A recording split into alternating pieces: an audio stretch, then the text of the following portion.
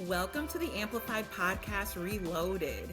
Groundwork, Ohio is a committed, nonpartisan public policy, research, and advocacy organization where we focus on the time when children's experiences and environments most influence their health development and life trajectory from birth to age 5.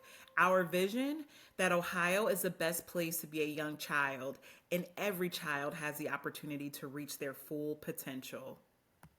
Greetings, and thank you so much for joining us. My name is Vanessa Butler, and I have the pleasure of serving as Groundwork Ohio Senior Director of Community Relations. And today, we'll be talking to two esteemed guests and friends of the organization, Jakolya Gordon and Delaney Jones. Jakolya Gordon is a social program administrator with Cuyahoga County's Office of Early Childhood at Invest in Children.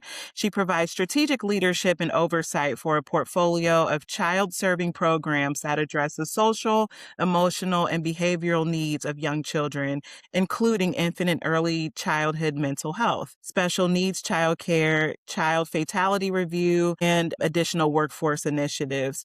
Drawing on more than 20 years of experience in a Master of Social Work and Program Policy and Development, Jakolya is committed to strengthening early childhood systems through strong partnerships and strategic funder leadership, advancing accountability and impact to better support young children and their families. Delaney Jones currently serves as a community coordinator for the Safe Babies program in Cuyahoga County, where she is working alongside local child welfare, judicial, and social programs leadership to plan, implement, develop, execute, and evaluate the Safe Babies program model.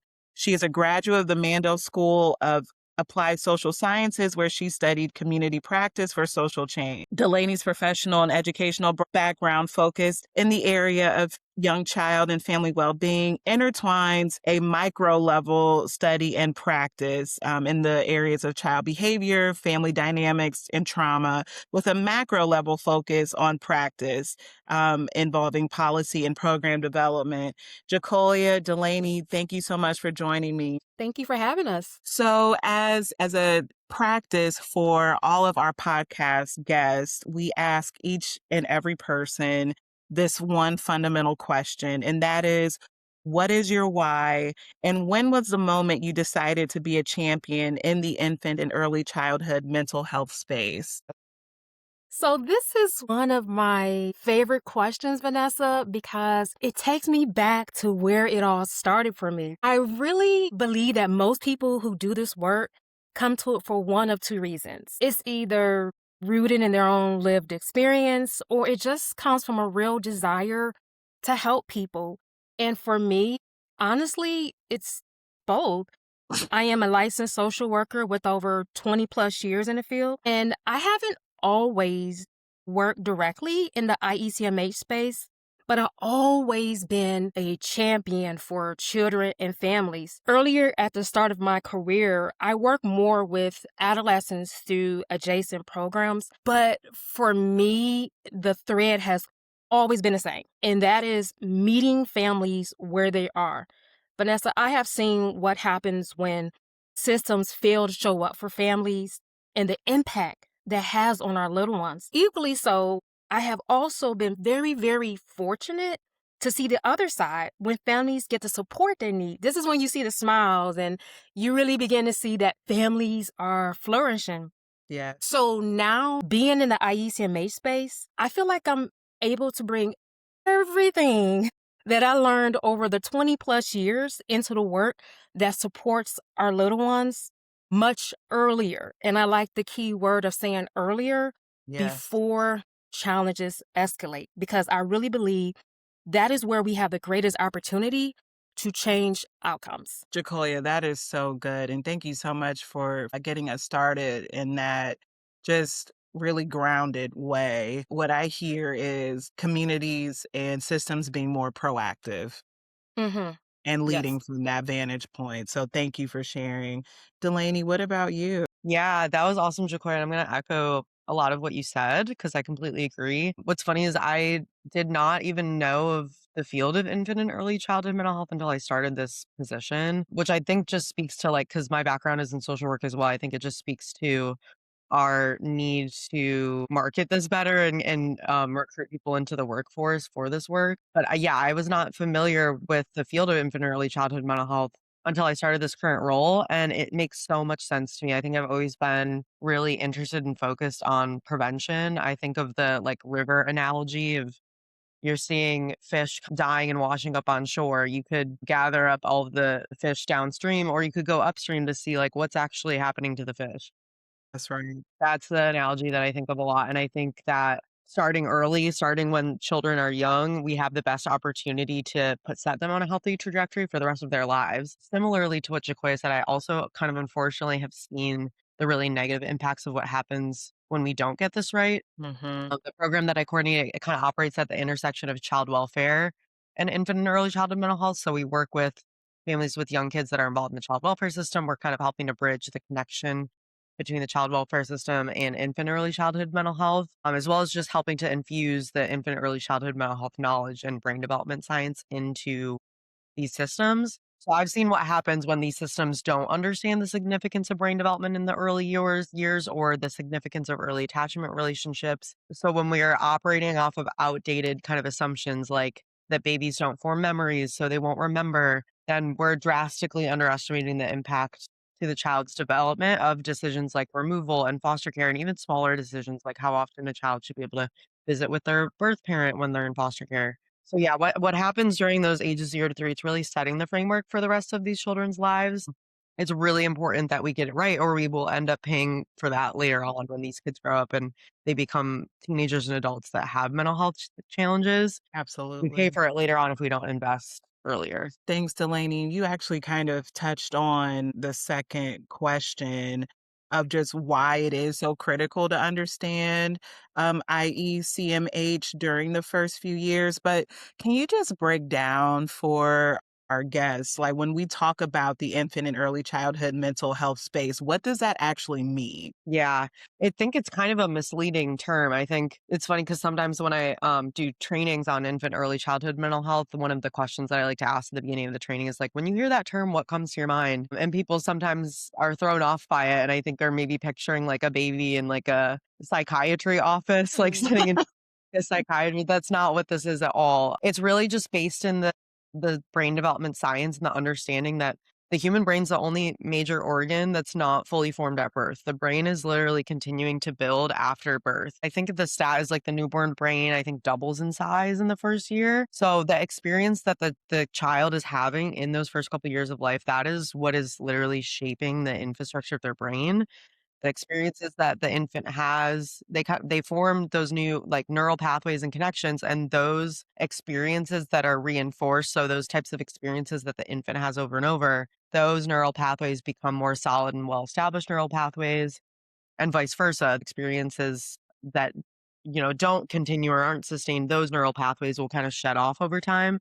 So yeah, the environmental experiences that the infant's having, it's literally determining how their brain is developing. Even though we don't have any kind of explicit memories typically that we can recall from our first few years of life, those experiences that we had during that time are in many ways actually more important because the experiences that we had during that age range are baked into the way that our brain is formed. So That's right. the whole field of early childhood mental health is kind of just based off of that developmental brain science. But Jakoya, feel free to jump in and add on this one. Delaney, you said that so well, I, and I yeah. would just build just a little bit upon that and say that this work is really about supporting parents and caregivers. It's about strengthening those early relationships and making sure children have what they need early on, because Mm, that foundation shapes everything that comes after.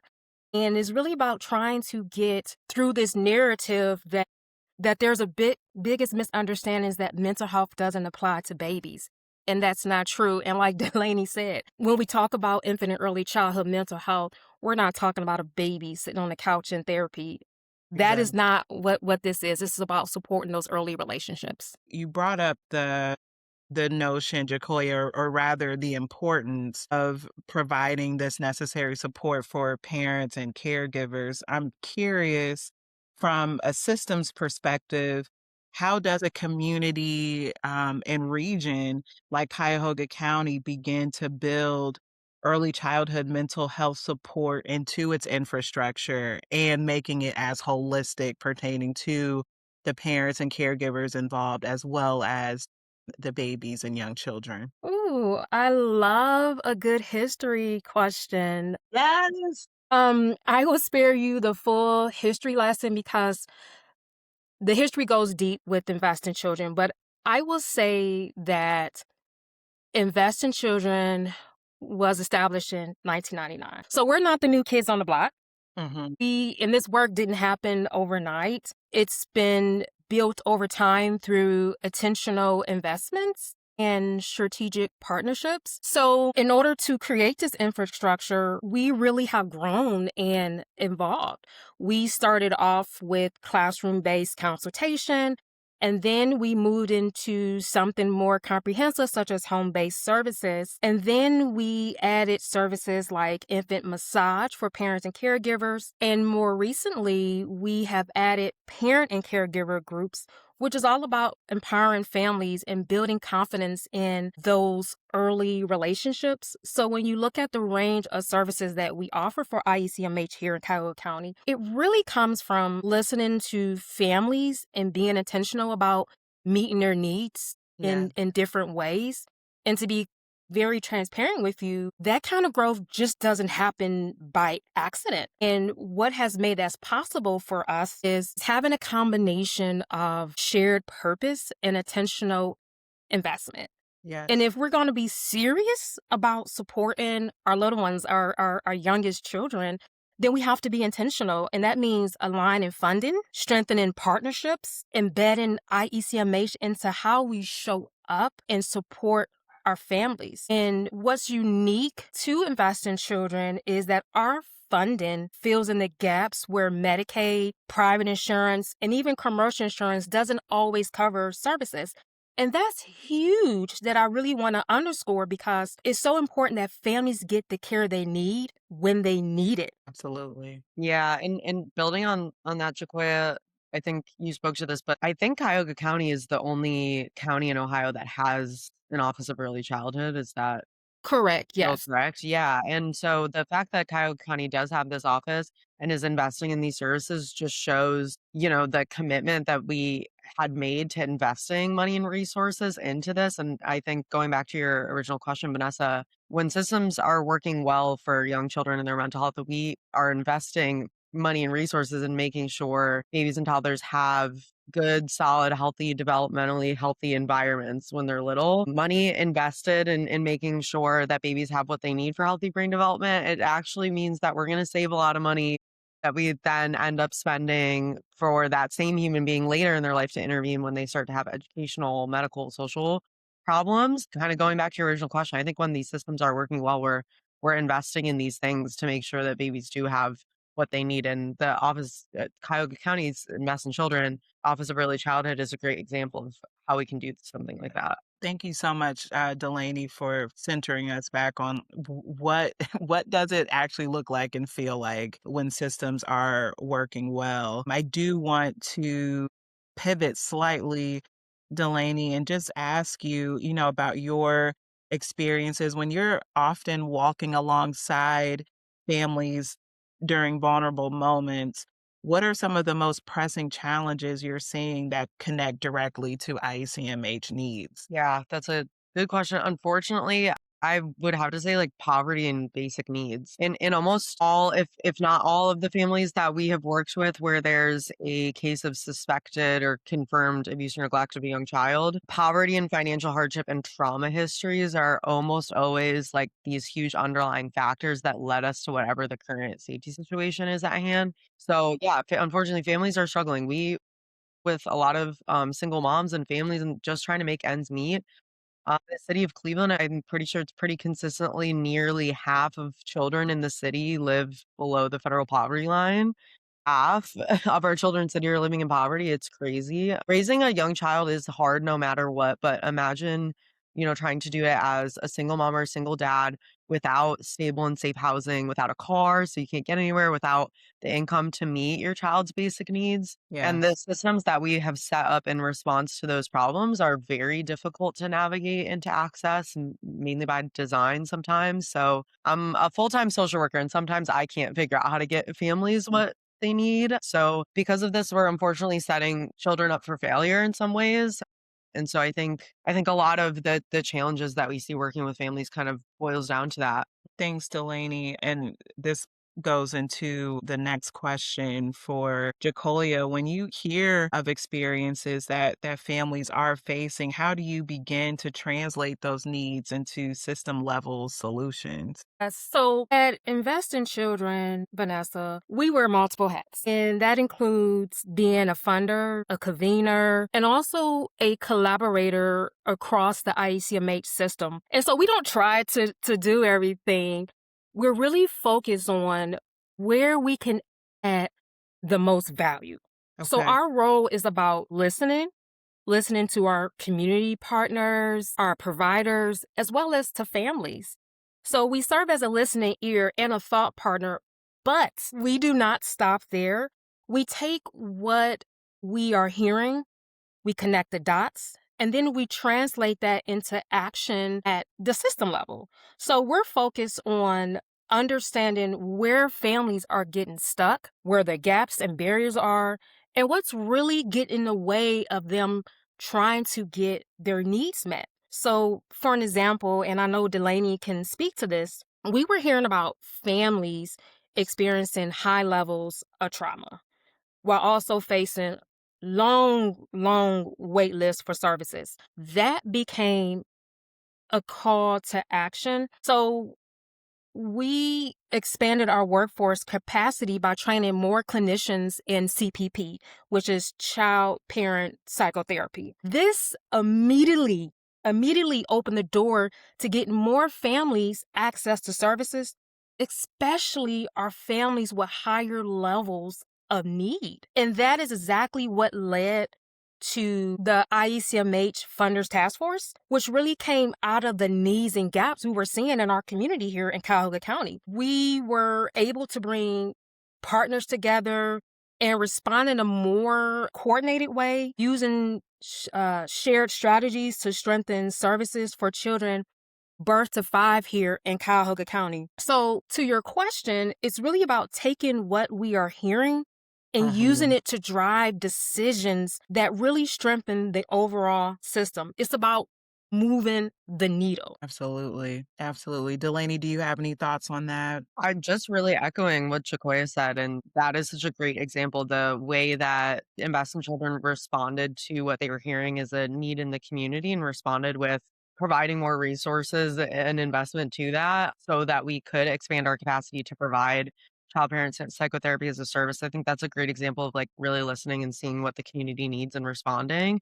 Absolutely. Parent psychotherapy is I've watched it really transform families, really intensive in-home therapy. And like Chakoya spoke to earlier, a lot of what we talk about when we're saying in infant and early childhood mental health, we're really talking about supporting that parent because we're recognizing the significance of those early relationships and how all of the baby's experiences are kind of rooted in their environment and what's happening with their primary caregivers. And child parent psychotherapy really goes deep with these families and helps the parent really unpack a lot of their trauma and what they've been through as well. And it really has the opportunity to transform families. And it's really grateful that Invest in Children is invested in those supports for families. Thanks, Delaney. And I'm going to still stick with you on this next one because you referenced it earlier in the conversation about how your work really requires a lot of deep cross-sector collaboration across systems, including courts, child welfare, community partners, health partners alike. What does successful collaboration look like in practice? Yeah, I think that the challenges that families in the Safe Babies program are dealing with are really systemic, deep rooted problems that are really difficult to address on a population level. And so the kind of successful cross system collaboration, it's so important that different systems that are all kind of working to serve the same families. We're all serving the same community. So it's really important that we come together and really collaborate and break down silos between different systems and put our heads together and also be willing to think outside of the box and think about systems in different ways and try new ways of doing things. And what I really love about the Safe Babies program model, it's often referenced as like a learning lab of how can we try to work better as a system and multiple systems coming together. And for us, it's the child welfare system, juvenile court, infant early childhood mental health, and other early childhood systems. How can we all come together, think outside the box, and try this differently? And how can we save babies and the families that we serve? We really do try things differently to kind of see like what works and how we could be doing better by families. So that cross system collaboration, I think, is really critical. Absolutely. Jakolya, if you could ask policymakers or other community leaders to take one action, what would it be and why? Sure. So I'm going to date myself for a moment, but stay with me. I remember the song "We Are the World," and as a kid, I didn't fully understand it, but I knew it was about showing up for others, right? And years later, that message stayed with me because at its core, it's such a call to action. Just the ideal of showing up for others, even when it does not directly impact you. And that's where we are right now when it comes to infant and early childhood mental health. These are our babies and young children we're talking about. Policy makers and community leaders have real impact on families across our communities. They have the power to shape real decisions. And so we can't keep waiting to respond to problems when we already know how to prevent them, right? So if I could ask for one thing, it will be to intentionally invest in IECMH and do this not as an add-on, but as a core part of how we show up and support our families. And what that looks like is making sure that we have alignment with funding, supporting the workforce, making systems easier to families to access for care. Because I really believe that when we support families early, we're not just improving systems, but we're literally changing outcomes for children and families. Jakolya, I do have a follow-up question because you mentioned the critical need of the workforce supporting IECMH services and supports. What does it take to build the workforce needed to deliver these services at scale? Yes, Vanessa. Building the IECMH workforce, it takes a multi-layered approach. It's all about all hands on deck here. And one thing we learn is that a lot of people don't even know this work exists, IECMH.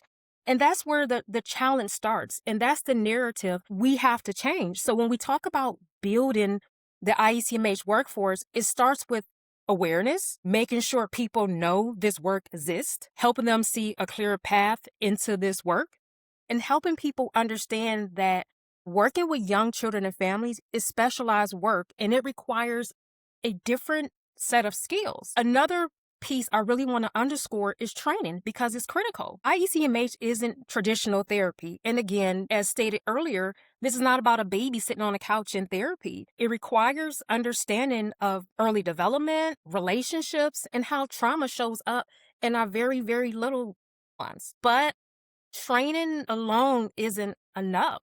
We also have to think about sustainability. This is complex relationship-based work, and providers are often supporting families with high levels of need. So burnout is a real thing, and we have to be honest, Vanessa. Money matters. Compensation matters. If we want people to come into this field and stay, the work has to be valued in a way that makes that feel very realistic, possible. Absolutely. And the last thing I would add to that is on the system side. And this comes down to how services are funded and supported. If the system isn't aligned to sustain what we are doing, then it becomes really difficult to grow the workforce at scale. And that's the part we have been working on through the IECMH Funder Task Force. This is where we have identified key strategies to strengthen and expand the workforce here. And so those strategies focus on increasing awareness of the field, support in paid internships, career pathways, and improving how Medicaid supports services for young children, as well as strengthening credentialing pathways for the workforce. So when we think about building the workforce, it's not just about numbers. How many folks can we hire? It's about building a system that attracts, supports, and retain people who are equipped to do this work very well. That's so good, Jakolya and Delaney. You referenced earlier the need to recruit more folks. So I'm curious, as a social worker in this space, how do you even talk about your work with other social workers or maybe individuals that are coming through school and they're thinking about how can I contribute in this space, or tell me more about IECMH? How do you have those conversations? Yeah. I think, for a lot of people, when you kind of start to explain and dig into what infant and early childhood mental health actually is, you kind of see the light bulb go off because Yeah. it just makes sense. Like what I spoke to earlier with the river analogy, that's kind of how my brain thinks about it. It's we Yes. need to go upstream and see what is happening before the mess later on. Like we need to start at the beginning, which is, birth and ages 0 to 3 and what's happening to that child during those years. So it makes sense for people. And unfortunately, like to Jakoya's point, we've invested in this in Cuyahoga County. However, we still don't have nearly the workforce that we need to be able to address the level of need in the community. Don't have the funding to be able to provide these like services to the extent that they're needed in our community. We certainly don't have the workforce to do it. And IECMH support is just so critical when we're glossing over the traumas that babies experience early in life and we're not preventing those types of traumatic experiences in childhood. Like we've been saying, we're setting them up for failure and our whole society is going to pay for that down the line.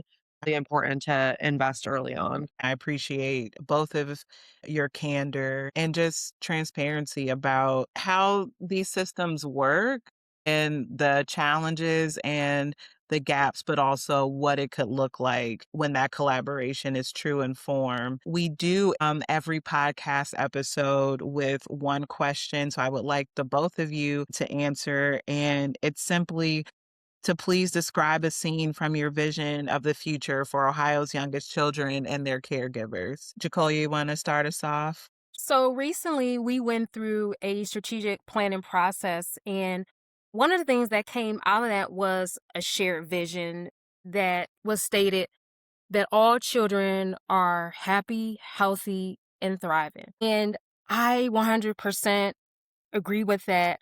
But when I think about that vision, this is what I see. I think about a system where families don't have to struggle to figure out where to go for help. I see a mom being able to reach out and get connected to support earlier without having to deal with a long wait list, without barriers, and without feeling like she has to navigate the system on her own.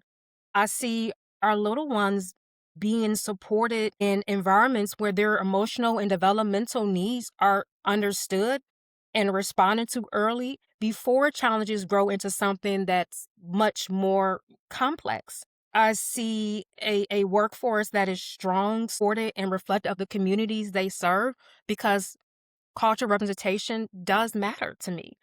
And I also see a system that where we are all working together. So families aren't repeating their story or falling through the cracks, but instead they feel support in a way that's connected and responsive. So ultimately, Vanessa, I really see a future where every child has a strong, healthy start and every caregiver feels supported in raising them.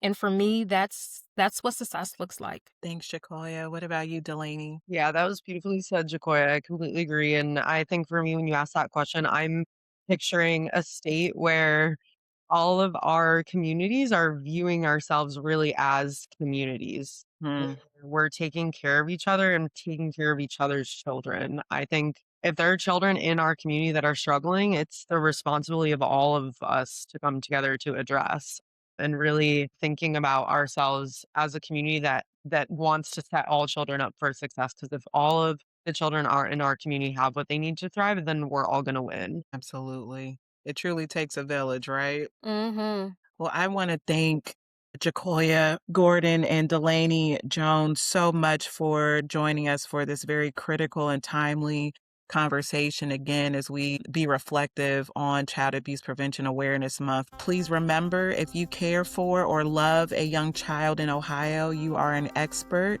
and your voice matters. Amplify your voice by sharing your own story, supporting others and sharing their stories, and advocate for changes that will support families and young children in your communities.